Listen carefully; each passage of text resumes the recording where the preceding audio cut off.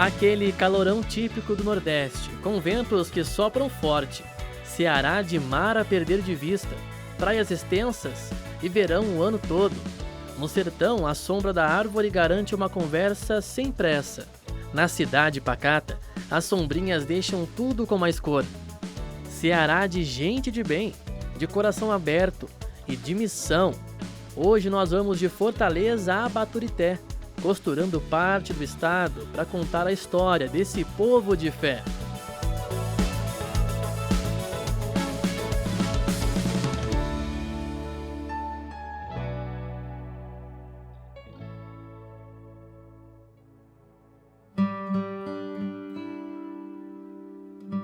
Em Fortaleza, a devoção católica começou aqui, na região da Barra.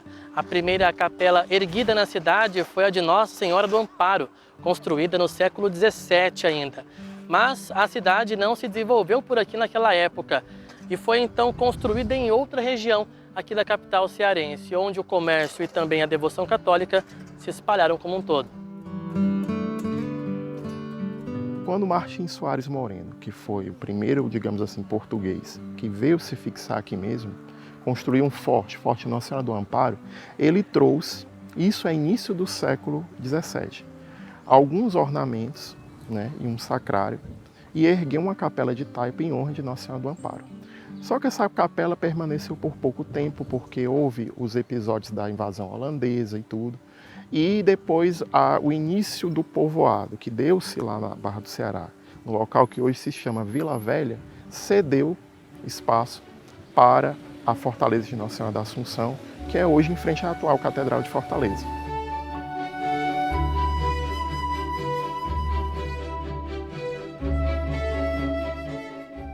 O Forte de Santiago, ou Marco Zero de Fortaleza, foi construído em 1604.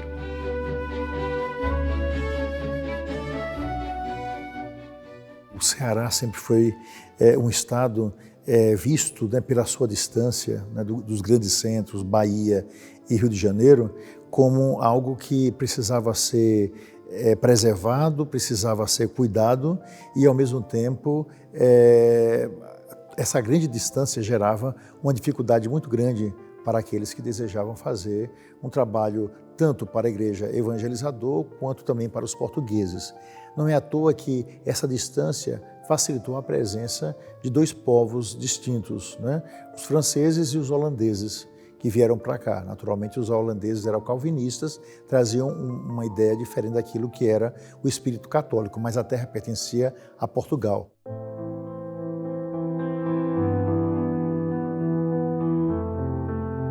A matriz de São José, onde a população da cidade toda havia se batizado, casado, crismado, tinha um afeto muito grande por esse local sagrado, então começou a aparecer grandes rachaduras que colocavam em risco a segurança dos fiéis.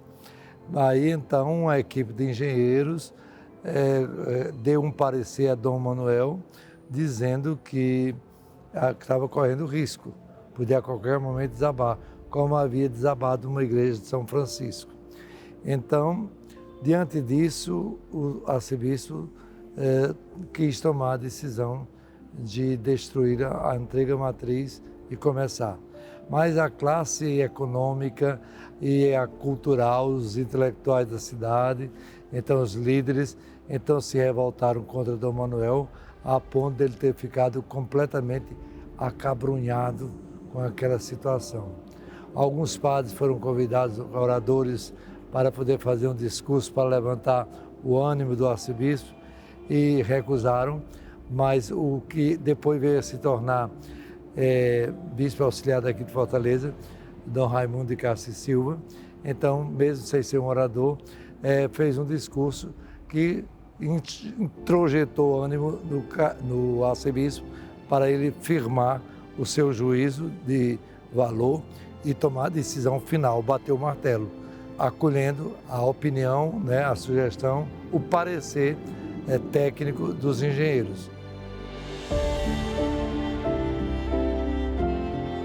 A construção da nova matriz foi possível com a ajuda popular. A arquitetura externa neogótica era moderna para a época.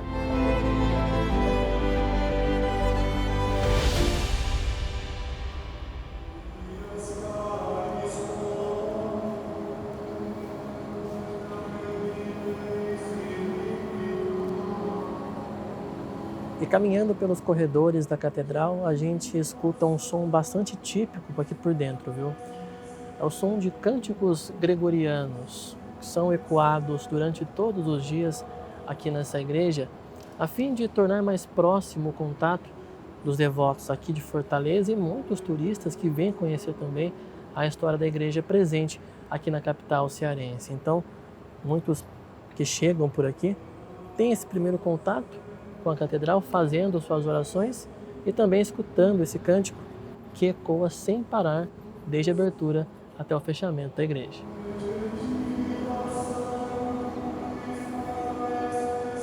Propositadamente, nós temos uma missa aqui sempre ao meio-dia. Por que ao meio-dia? Porque todos os que trabalham no comércio, todos os comerciários estão liberados para o almoço, eles aproveitam, vêm até aqui a missa, eles fazem as refeições dele aqui ao lado, por aqui, e aqui enquanto você está vendo que tem sempre uma música clássica, ambiente, para poder criar um espírito de, não só um relacionamento físico, mas também espiritual, para criar esse clima de apaziguamento interior para o encontro com Deus. Então, para a contemplação das realidades do alto. E você, já a essa hora, começa a mostrar a beleza dos nossos vitrais. E à noite um verdadeiro esplendor também. Mas o entardecer aqui é um convite à contemplação, a elevar a alma para Deus, olhar os olhos para as coisas do alto, porque os vitrais são belíssimos e uma verdadeira catequese. Todos eles saíram da lavra de Dom Antônio de Almeida Lustosa, que é o nosso arcebispo, que foi, agora o processo já foi para Roma, em busca da beatificação de Dom Lustosa. Então isso foi ele quem fez esses desenhos de todos esses vitrais.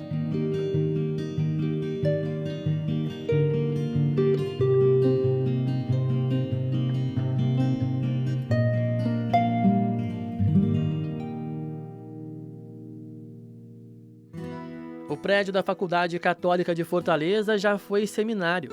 O local formou os sacerdotes que saíram em missão pelo estado do Ceará e também por todo o país. Passaram por aqui Padre Cícero, Casemiro de Abreu, grande poeta, escritor, Dom Helder Câmara também passou aqui pelo Seminário da Prainha. Nós tivemos Dom Eugênio Salles, cardeal, tivemos alguns cardeais que também, e um número imenso de bispos que de padres que depois se tornaram bispos passados, que passaram pelo Seminário da Prainha. Então, ou seja, foi uma escola de formação, uma escola de valores, uma escola que formava 3 pontos basilares que até hoje nós mantemos na Diocese de Fortaleza. Primeira coisa, formar bons cidadãos. Primeira coisa, quando um jovem entra para o seminário, a gente já fica pensando que ele vai ser padre. Tem que formar, antes de mais nada, um bom cidadão. Primeira coisa. Depois, a gente forma um bom cristão, porque nem sempre esses jovens vão ficar no seminário, mas se sair do seminário como um bom cidadão, um bom cristão, o trabalho já foi bem feito. Agora, daqueles que ficam, então, bons sacerdotes. Então, são 3 pontos: bom cidadão, bom cristão, bom sacerdote. O sol se põe por aqui antes das 5h30. Mas é quando a noite cai de verdade que vários grupos se reúnem na capital cearense. A Santa Missa acabou de chegar ao fim, mas aqui em Fortaleza 4 capelas funcionam sem parar, 24 horas por dia. Inclusive essa capela, Manjedoura da Paz. Na década de 90, quando nós estávamos na mudança de um dos arcebispos aqui de Fortaleza, nós iniciamos uma vigília ininterrupta. E dali nós entendemos que Deus desejava que nós permanecêssemos sempre em adoração. E aí nasceu aqui no Shalom da Paz essa adoração perpétua, com os membros que fazem a sua escala, sem deixar Jesus nem um minuto a cada dia sozinho, mas também aonde essa capela é aberta para todos, né, os que desejam. Por exemplo, tem uma pessoa aqui ao lado dessa capela que mora em um dos prédios aqui ao redor. E quando eu fui na casa dela, ela disse: "Padre, durante a pandemia, a minha consolação é que eu olhava pela janela e dizia: Jesus está bem ali e tem alguém adorando Jesus e com certeza essa pessoa também está rezando por mim. O Papa Francisco falava muito sobre as periferias humanas, né, que são as dificuldades que todos nós sentimos e muitas delas a solidão, aquele sentimento de estar só. O senhor acredita que abrindo as portas das capelas na década de 90, mas também hoje, né, que é um trabalho contínuo, esse trabalho tão difundido pelo Papa Francisco, ele permanece também se perpetuando? Com certeza. E Leandro, o Papa Francisco também falava muito que a igreja precisa quebrar os seus muros para se colocar em saída, mas também para permitir que todo o povo de Deus possa entrar e experimentar dessa misericórdia. A capela de adoração perpétua que nós estamos vendo aqui é essa igreja sem muros, onde todos podem entrar e tocar nessa presença viva e real de Jesus Cristo. É uma graça de uma igreja que se coloca em saída, mas se coloca em saída também para puxar muitos que vivem essa dimensão da solidão, das periferias. Aqui, meu Deus, quantas das nossas grandes cidades nós vemos essas luzes nos prédios e imaginamos quantas pessoas solitárias. E quando elas vêm e sabem daqui da capela, elas vêm experimentar dessa presença e dessa certeza. Eu não estou sozinho. Jesus quer me encontrar, seja em qualquer hora do dia. Dentro da capela, o silêncio sobressai. É a intimidade de cada um em oração. Aos 25 anos, o Gabriel é médico. Veio pela primeira vez com os pais quando ainda era criança. O hábito virou rotina e agora, todos os dias que pode, faz questão de passar por aqui. O médico que zela pela saúde física de tanta gente, cuida da sua própria saúde espiritual nesta casa de Deus. A gente que vive num mundo com tantos barulhos, com tantas movimentações, a gente tem uma oportunidade de parar, de vir, se ajoelhar, ficar na presença de Deus e poder rezar. É uma oportunidade única, né? É um momento onde eu percebo onde Deus age na minha vida. Aqui eu encontrei o amor de Deus, esse amor que muda as nossas vidas, que me dá uma vontade de viver, o sentido de vida, né? Dá uma direção a viver, assim, a seguir, né? Então, assim, essa alegria, né, de estar aqui todos os dias é o que me faz realmente vir aqui para rezar, para viver com Deus nesse tempo.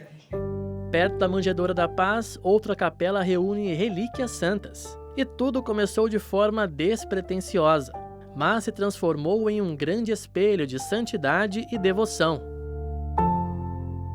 Com essa missão própria do Padre Antônio Furtado, né, que é o nosso irmão de comunidade, que tem essa devoção e que realmente ganhava muitas relíquias, né, e as relíquias chegam na mão dele, né?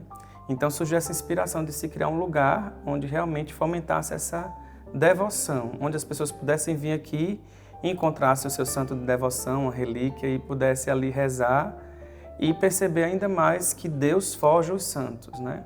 Tanto é que a inauguração foi no dia de Todos os Santos, em novembro, né? E a capela foi preparada justamente para isso, para as pessoas virem, rezar, ter uma experiência de oração e assim buscar na vida do santo um caminho também de santidade. E são mais de 400 artigos, né, Sim. entre as relíquias. Conta um pouquinho para a gente, né, do que vocês têm expostos aqui, né, para que os devotos venham conhecer de fato esse espaço. O altar principal, ele é aquela devoção de Santa Faustina, né, a misericórdia divina. Então tem as relíquias de Santa Faustina, de São João Paulo II. Nós temos as relíquias dos santos do Carmelo, dos santos franciscanos, Padre Pio, São Francisco de Assis e tantos outros santos que foram forjados ali dentro do franciscanismo, né? Tem também outros santos mártires, os primeiros mártires da igreja, que nós temos alguns, principalmente as mulheres e também os apóstolos, e esses santos que viveram uma vida intensa com Deus, e a gente pôde ter, né, e o padre ganhava essas relíquias e a gente pôde divulgar com muita sabedoria e com muita piedade, né? Nós temos aquela capelinha de Fátima, onde nós temos as relíquias dos pastorinhos de Fátima, né? Aqueles primeiros que foram canonizados, né? Porque Lúcia ainda está no caminho, né? Mas o Francisco Marto, né? A Jacinta Marto já estão canonizados, né? Então a capelinha de Fátima também, ela vai gerando em nós muita piedade, né? Muito amor a Deus por meio da Virgem Maria. Brasil está despontando nesse trabalho de canonização, né, de beatificação. Tanto é que é feito um trabalho, né? A gente vê o Ceará, já tem alguns, né, aí caminhando para o processo de beatificação. O Minas Gerais, assim, está cheio de processos, a Bahia, né? Então, os estados do Brasil é aquilo que João Paulo II dizia, o Brasil precisa de santos.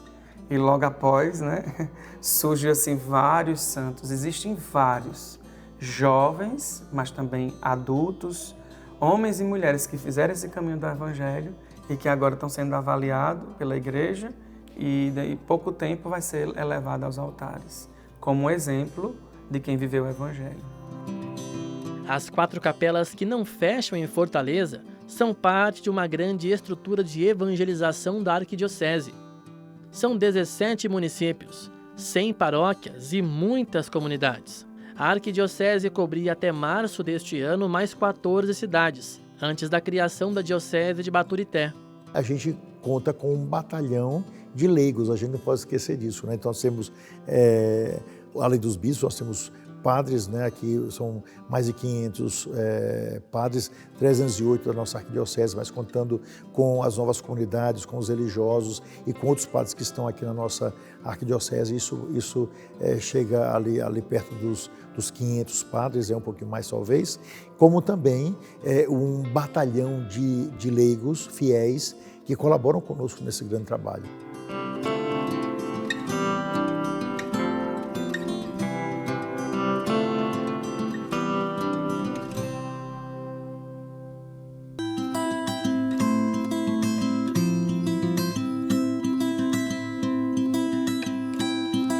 De Fortaleza, a gente pega a estrada para conhecer a primeira capital do Ceará.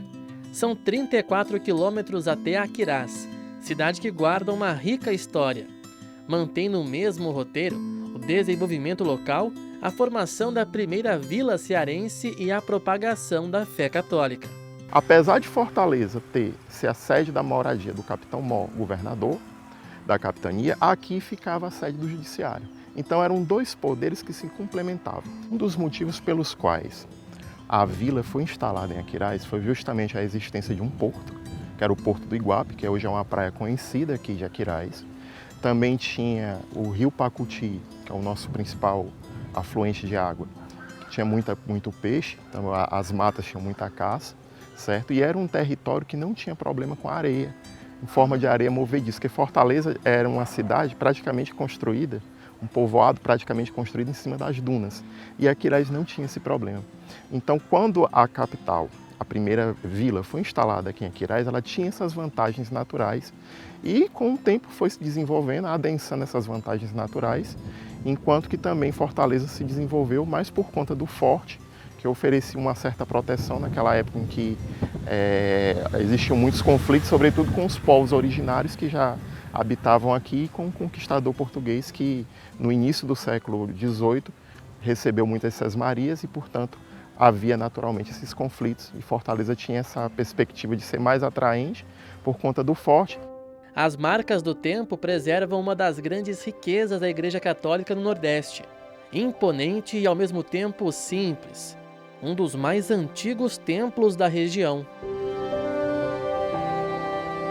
A igreja de São José de Ribamar resiste ao tempo e mantém vivos os detalhes de mais de 200 anos.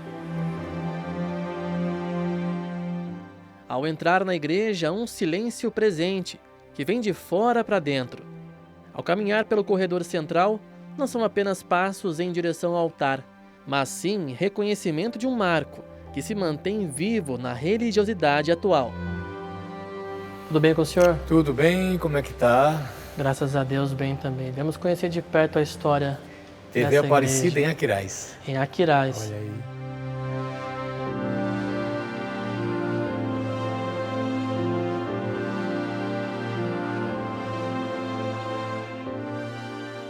Como templo, o segundo templo, né? Mas como paróquia, a primeira paróquia aqui do estado. Para nós é muito importante porque carrega todo, não só o orgulho no sentido da primeira capital, mas é história. Quando você olha um piso desse, essas paredes, quer dizer, quantas gerações já passaram aqui, né? História sobre história. Você olha para essa imagem de São José, né? Que há 300 anos está aqui, quer dizer, você olha quantos já olharam, quantos já tocaram, então isso é a coisa que vai passando.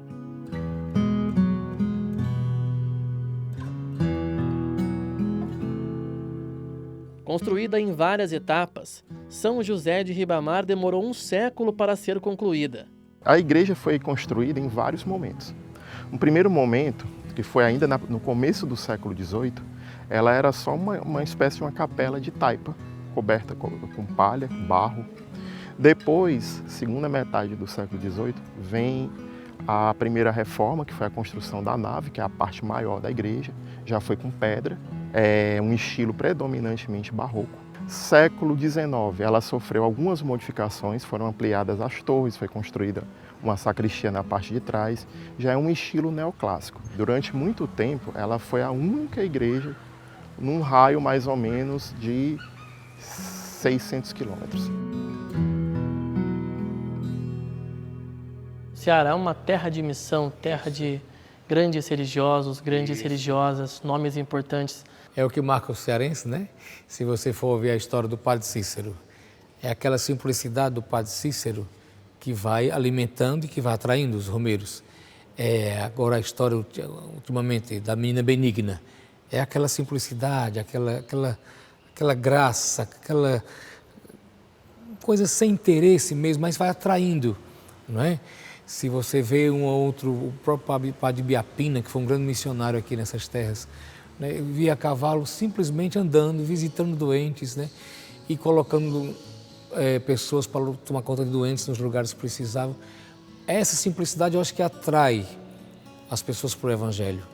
E eu acho que ainda hoje, mesmo nessa paróquia como essa, que você vê aqui, ainda um pouquinho longe de Fortaleza, mas quase dentro de Fortaleza, as pessoas se aproximam, mas em vista dessa simplicidade do Evangelho.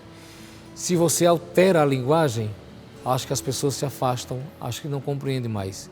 A humildade, a simplicidade do Evangelho, que o Padre Cícero carregava no coração, isso que faz atrair as pessoas para Jesus, ainda hoje. Da igreja mais antiga da região, vamos até a mais nova. Com uma arquitetura moderna, cores em degradê e vitrais de fora a fora. A Igreja do Ressuscitado que passou pela cruz foi inaugurada há 2 anos. Esta definição do ressuscitado que passou pela cruz é essa experiência de João 20:19. O ícone ele tem suas diversas características. Primeiro, é um dos primeiros ícones verticais com 14 metros de altura, escrito pelos iconógrafos da comunidade. O ícone tem uma cruz gloriosa, onde Cristo passa por ela. A cruz é este lugar da passagem, por isso a Páscoa. Cristo também traz as suas chagas gloriosas e da chaga que ele mostra do lado aberto é onde nós temos a experiência com a ressurreição. Tomé toca nessa chaga e tem um choque da ressurreição, nós dizemos assim. Nós também fazemos essa experiência pessoal com o ressuscitado que passou pela cruz. Você consegue encontrar na iconografia 12 pombos, que fazem referência aos 12 apóstolos, que é também sinal da ressurreição. Tem 7 anjos, que são os anjos também que é dito no livro do Apocalipse, e tem um dos anjos que está com a trombeta, que ele encontra os outros 6 anjos que está no ícone de Nossa Senhora. É uma iconografia que ela tem um conjunto.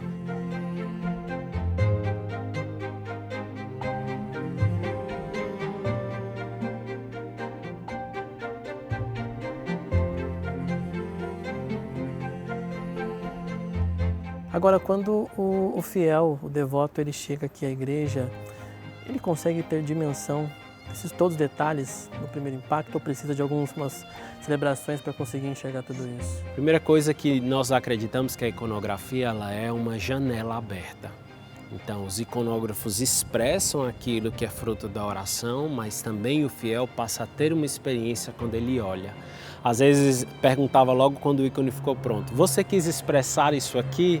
Por exemplo, se você olha as folhas da videira, algumas têm como se fosse cruzes nela, e perguntaram assim para os iconógrafos, cada folha dessa somos nós redimidos pela cruz, ele disse, não foi a intenção nossa dizer isso, mas é algo que você experimenta quando você olha para essa janela aberta para a eternidade.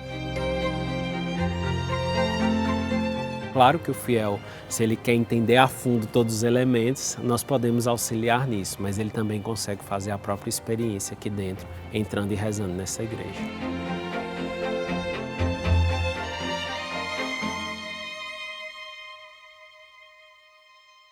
A gente troca o cenário de novo e parte agora em direção à sede da mais nova diocese do Brasil, Baturité. De Fortaleza até lá são 113 quilômetros.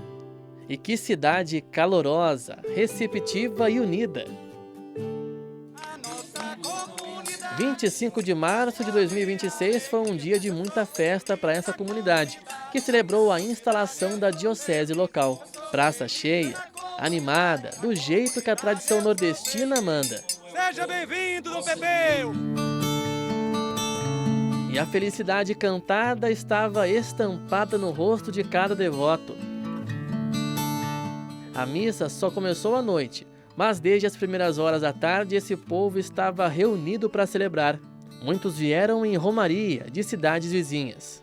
Dizem que o povo cearense é um povo de fé, mas também é um povo pontual, porque chegou bem cedinho aqui. Cheguei cedo, porque eu queria assistir de perto, aqui com sol, mas assistir de perto a instalação. Com essas 21 paróquias, inclusive a nossa, que vai pertencer à Diocese de Baturité, vai ficar muito melhor um bispo morando aqui bem pertinho de nós, na nossa região. O povo vai ficar mais próximo do seu pastor. É sabido que a Arquidiocese de Fortaleza abrangia toda essa região. E agora o bispo, Dom Luiz Pepeu, ele vai acompanhar mais de perto. Para nós é uma grande honra. Para nós é assim uma riqueza vinda lá de cima mesmo, porque a gente nunca imaginava que um dia pudéssemos realizar esse sonho. Dom Luiz Gonzaga Pepeu, frade franciscano, nomeado bispo. O que a senhora achou da nomeação dele como primeiro bispo de Baturité? Maravilhosa, não podia ter melhor. E nós viemos em caravana, né? Nós somos de Vazantes, paróquia Nossa Senhora das Graças de Ideal. E assim, é emocionante, né? Viver esse momento único. E nós, com grande alegria, hoje queremos também unir as forças, a oração, a alegria, o ardor missionário para acolher o nosso bispo Dom Pepeu, que é com grande alegria que nós nos alegramos neste dia de fazer parte da região episcopal Nossa Senhora da Palma, aqui de Baturité, e tornando-se diocese. O que nós queremos de Dom Pepeu? Nosso primeiro bispo e arcebispo do maciço de Baturité.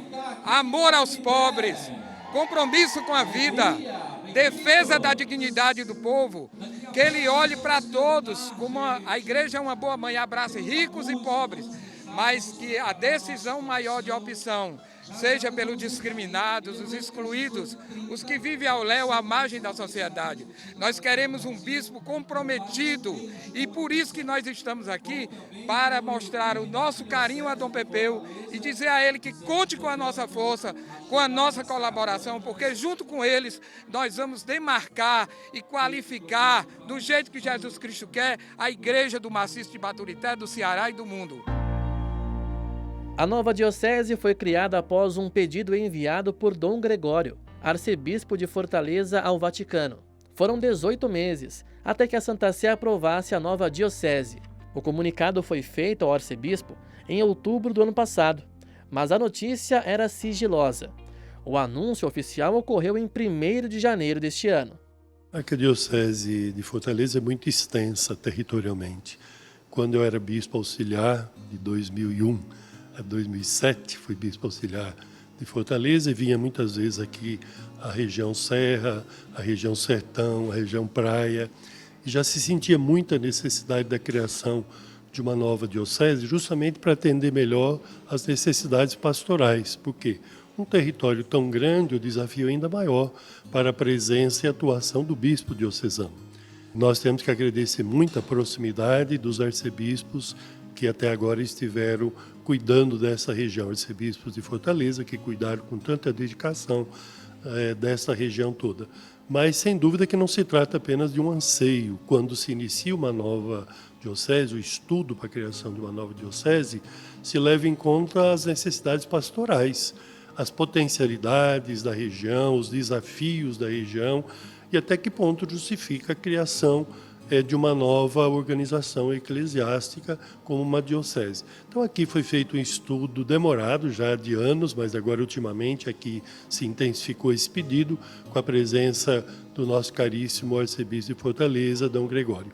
E nós esperamos, sem dúvida, que essa nova diocese venha atender melhor as necessidades todas dessa região. A vida, a missão da igreja no Maciço Baturité, na região Sertão, no Carindé, é a vida e missão muito ricas, muito fecunda, mas com certeza receberão um novo impulso com a criação da nova diocese. A então capela de Nossa Senhora da Palma agora é Catedral da Diocese de Baturité. Neste altar, Dom Luiz Gonzaga Silva Pepeu tomou posse como primeiro bispo desta igreja particular. Ardor missionário de quem reconhece os desafios de evangelizar com os pés na missão. A missa de instalação da diocese lotou a matriz de Nossa Senhora da Palma, com a participação de mais de 40 bispos e 200 sacerdotes. 8.000 peregrinos celebraram a posse de Dom Pepeu em uma missa campal na mesma noite.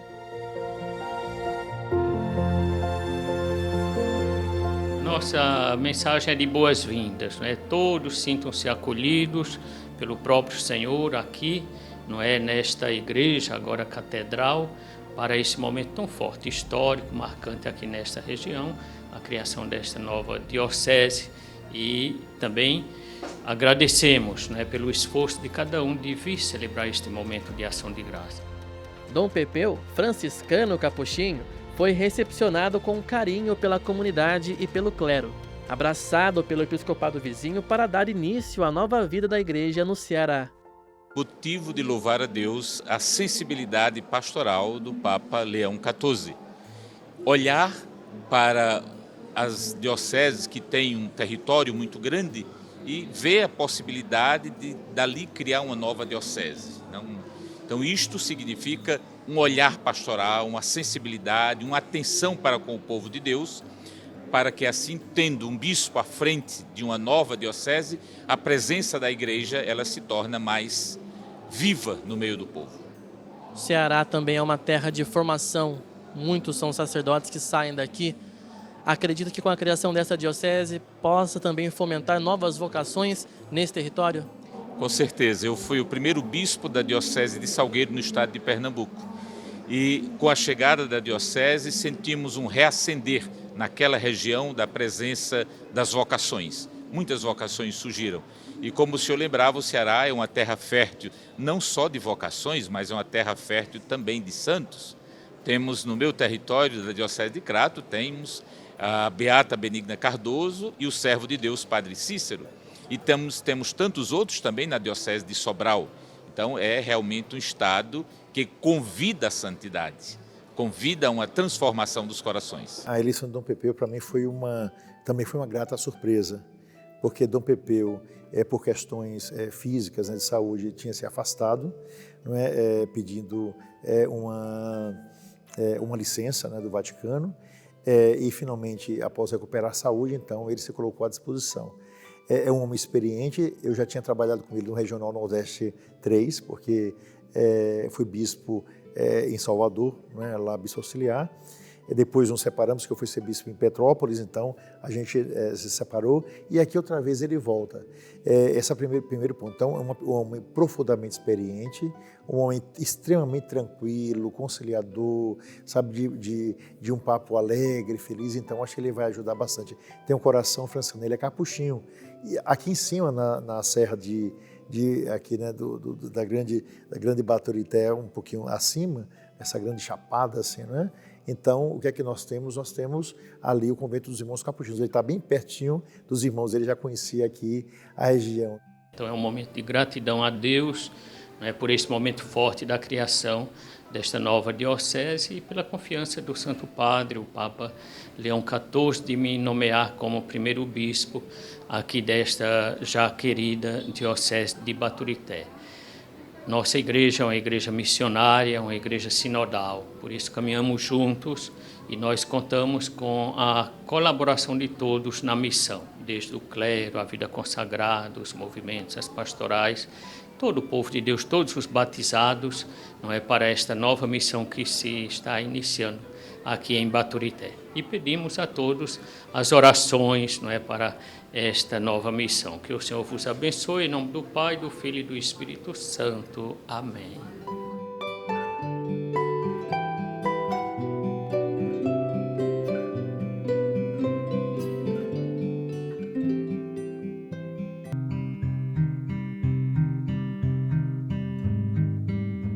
Baturité tem cerca de 35 mil habitantes. A propagação da fé por aqui começou com a presença de padres jesuítas. Baturité, a gente pode ver no período colonial, era uma aldeia indígena, certo? Era um local que foi construída uma capela em honra a Nossa Senhora da Palma, certo? Lá, a vila foi, digamos assim, a primeira vila planejada do estado do Ceará. Foi instalada na década de 60 do século XVIII. Houve realmente um planejamento da vila, nas ruas, no local da igreja e tudo. Ela tem essa primazia de ser a primeira vila planejada do Ceará. E assim, é interessante também que Baturité recebe os jesuítas no século XIX. A gente percebe que os jesuítas, por conhecerem outras técnicas, né, principalmente no que diz cuidado aos peixes, né, como trabalhar bem o sal, por exemplo, para a conservação e tantas outras técnicas, eles foram ensinando possibilidade de conservar, por exemplo, um pouco mais os alimentos. E principalmente, eu acho que o grande trabalho caritativo dos jesuítas dos primeiros tempos foi o trabalho de proteger os índios, porque nós sabemos que não poucas vezes eles foram profundamente explorados pelos brancos, tanto pelos portugueses, como pelos franceses e pelos holandeses.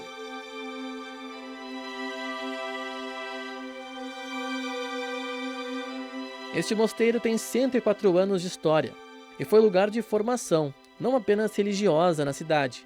Hoje a paisagem e tranquilidade do lugar são atrativos para quem busca por sossego. Caminhando pelos corredores deste lugar, vemos uma beleza praticamente exclusiva daqui. O Mosteiro dos Jesuítas foi construído 415 metros acima do nível do mar e fica uma região mais distante do centro de Baturité. Hoje atrai religiosos e também turistas que passam por aqui, são cerca de 800 que vêm a cada final de semana. Conhecer mais sobre a história deste espaço, a formação religiosa da cidade e também encontrar a paz tão procurada todos os dias. Estou adorando, muito bonito o espaço, né? Eu só tinha conhecido mesmo por foto, mas hoje eu tive o prazer de conhecer e realmente é um local muito lindo, né? Muito privilegiado, com muitas bênçãos, né? A gente chega aqui, a gente sente a paz e eu estou adorando. Quando a gente vê algo pela internet, por fotos, a gente tem uma impressão, mas quando a gente vê algo tão cheio de detalhes, coloridos, bonito também, como é o mosteiro, o impacto é diferente, né? Com certeza, é totalmente diferente. A gente tem a vivência da natureza, essa beleza, né, da serra, então é muito lindo aqui, muito lindo mesmo. Mais uma vez, não é a primeira vez que eu venho, mas é um ambiente muito agradável, né? Nos traz uma paz, está na presença, né? Aqui tem uma igreja muito linda, é o momento que a gente para os afazeres, aproveitamos o feriado, trouxe minha mãe e meu filho para estar em contato com a natureza e com Deus também, né? Nesse ambiente que é tão abençoado, a gente entra aqui e sente essa paz. Dona Rita com um sorriso no olhar, sinal que também gostou desse lugar aqui, né? Aqui é maravilhoso, aqui é uma paz que não tem tamanho. E eu gostei muito de ser um ambiente que eu vi tantos padres, né? Vi muitos católicos, então aproxima, né? No nosso dia a dia, às vezes a gente não tem contato com essas pessoas, né? Então a gente passou ali pelo padre, até padre, sua bênção, padre. Mais do que um espaço para visitação, o Mosteiro dos Jesuítas é um local de muitas orações. Em 1922, os jesuítas chegam aqui com essa finalidade de construir uma escola apostólica, o Seminário Menor, para crianças de 10 até 18 anos de idade. E aqui eles construíram esta casa. Aqui essa casa foi um grande centro cultural, religioso e humano. Aqui passaram gerações. temos duas relíquias aqui muito importantes. Nós temos um fragmento da cruz de Cristo, que o Papa da época, quando os jesuítas chegaram aqui, em reconhecimento por eles terem evangelizado da terra da Santa Cruz, como era chamado o Brasil, eles nos deram um fragmento que está aqui no altar lateral da igreja. E outra grande relíquia que nós temos aqui é uma imagem do Imaculado Coração de Maria enviada por Lúcia, aquela que viu Nossa Senhora em Fátima. Porque nesta casa morou um padre que foi o confessor dela durante muitos anos. E ela, em sinal de agradecimento ao padre José Aparício, pelo seu acompanhamento espiritual, sua orientação espiritual, ela enviou para o mosteiro. Só existem 3 imagens dessa no mundo. Uma aqui, outra na Catedral de Lisboa e outra em Fátima.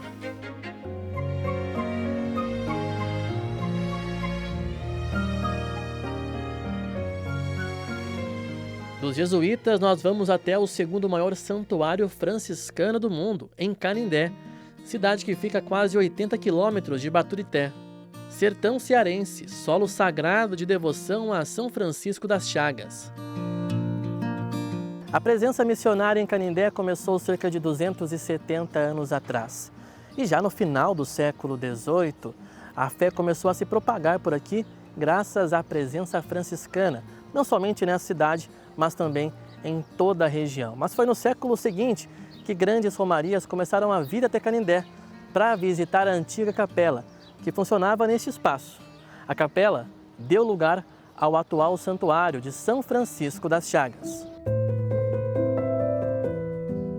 A devoção a São Francisco das Chagas, em Canindé, ela remonta a uma capela construída por um fazendeiro local no final do século XVIII. Começaram as romarias lá no final do século XVIII, motivados por uma tradição oral que diz que quando estavam construindo a torre da igreja, do atual santuário, que hoje é santuário, um dos pedreiros caiu da torre, né? Se desequilibrou e caiu. E na hora ele fez uma promessa para São Francisco, dizendo que se ele não sofresse nada com a queda e tudo, ele pagaria essa promessa em forma de romaria para São Francisco, né? Seria eternamente devoto a ele. Isso aconteceu, as pessoas ficaram sabendo, houve o fluxo de pessoas para lá, em busca também dos milagres, e hoje é o segundo maior santuário franciscano do mundo. Só perde mesmo para Assis, por razões óbvias, né? Por ser o local de São Francisco de Assis, realmente. O que se explica a devoção tão popular nessa região a São Francisco? É interessante porque existe uma pergunta que é crucial. São Francisco das Chagas é diferente de São Francisco de Assis? Não, é o mesmo São Francisco, mas as Chagas pegou muito bem para a nossa realidade devido à seca, devido a tantas chagas que as pessoas se submetem ou que sofrem, né? Então, por isso, eu creio que essa proximidade com São Francisco fez com que as pessoas se sentissem mais íntimas, que se sentissem mais próximas, de tal maneira que as pessoas que chegam na Basílica querem ficar perto de São Francisco, porque é um santo pobre, humilde. Então, quem passa pelas chagas, pelos sofrimentos, sentem-se próximos também a este santo.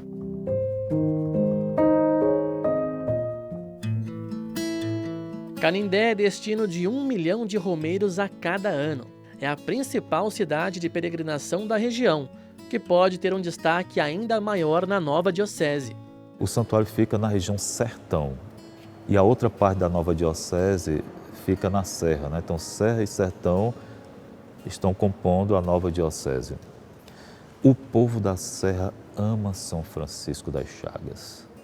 E o povo daqui tem um carinho com a serra, tem muitas pessoas que têm casa, têm familiares, então existe uma ligação muito bonita. E para a diocese será algo realmente primordial.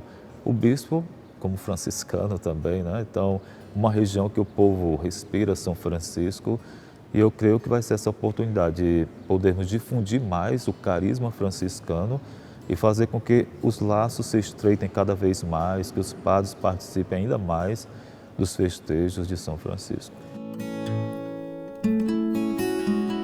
O maciço de Baturité é uma formação composta por serras, ao longo de seus 3.700 quilômetros quadrados. Um local característico no Ceará com riqueza de biodiversidade. É onde o sol se esconde que um típico café da região é cultivado, em Mulungu, o café de sombra. Plantado parcialmente escondido dos raios solares, nessas terras o fruto vinga. Se fosse em um terreno plano, com penetração da luz do sol, não seria possível passar esse cafezinho.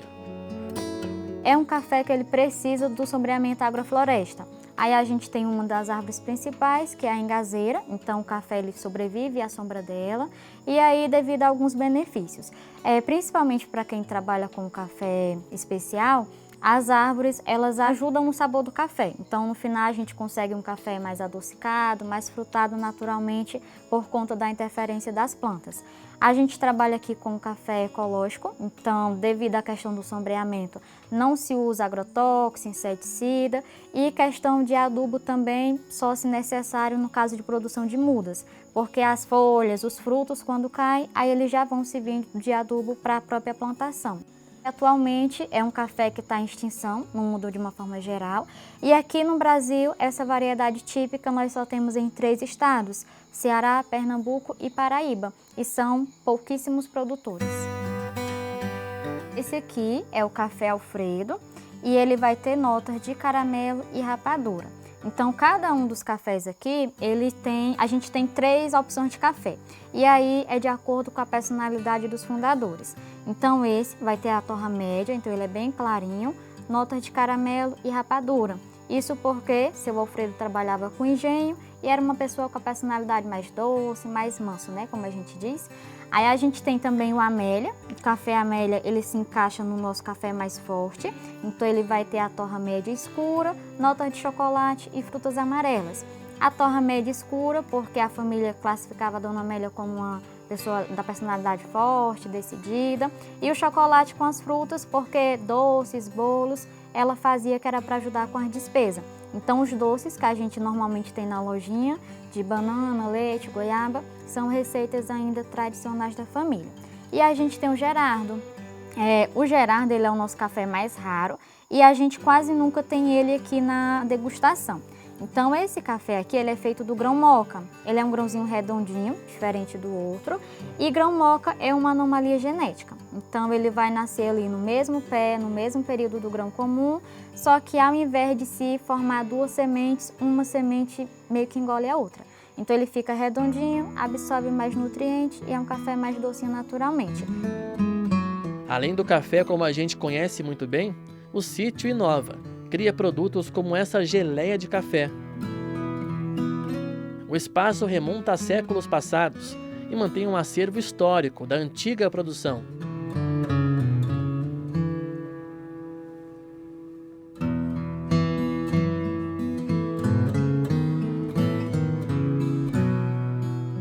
Também na Serra de Baturité tem uma cidade de clima mais ameno, com temperaturas pouco mais baixas e simplicidade que a gente gosta, Guaramiranga.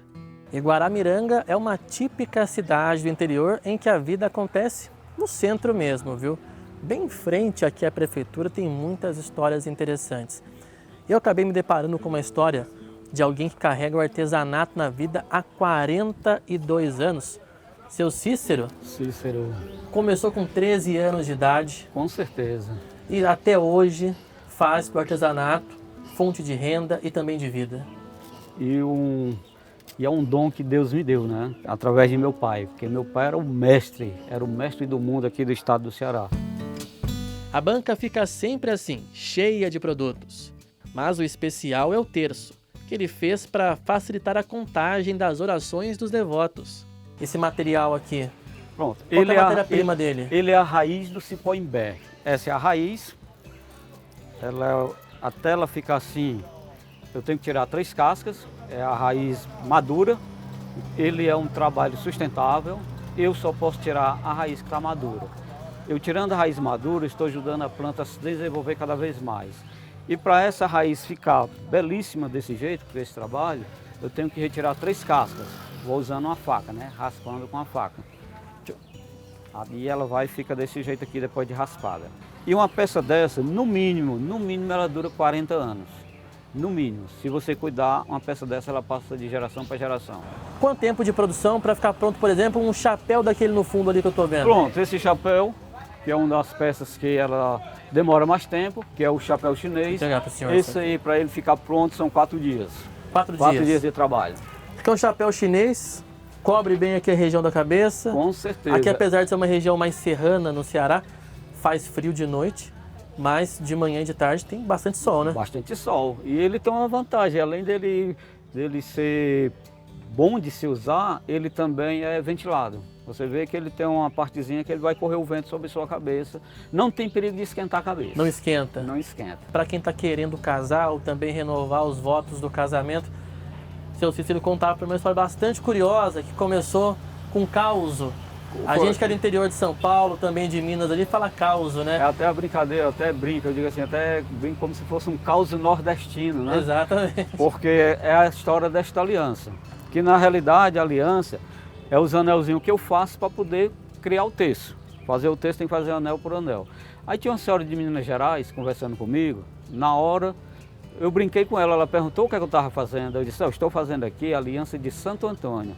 Por que essa? Se colocar no dedo, casa nem que não queira, e se for casada, amarra do jeito que não solta mais. Ela olhou para mim e disse assim, meu filho, faça 2 para levar para minha filha, porque ela perdeu o 3º noivo. Aí eu fiquei com pena e fiz, né? Isso em janeiro. Quando foi em julho, ela veio de Minas Gerais, trouxe a filha casada para mostrar que tinha dado certo. Que vale a fé, ela acreditou. Só que ela postou na internet e agora todo final de semana o pessoal veio direto procurar. Outro dia eu estava aqui contando essa mesma história para um grupo que estava visitando do Aquiraz. E do lado de um casal só escutando a conversa.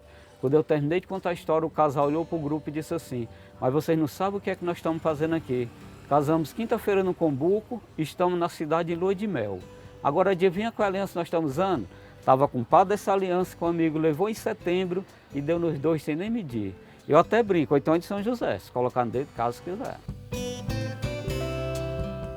É dessa forma que o cearense leva a vida. Com muito trabalho, leveza na conversa e, é claro, muita devoção. Foram 6 cidades em praticamente 4 dias de muito trabalho. O Ceará não cabe no nosso arquivo A, mas parte da história desse povo de fé, sim. E quem sabe a gente se despede, não dizendo um adeus, mas sim um até breve.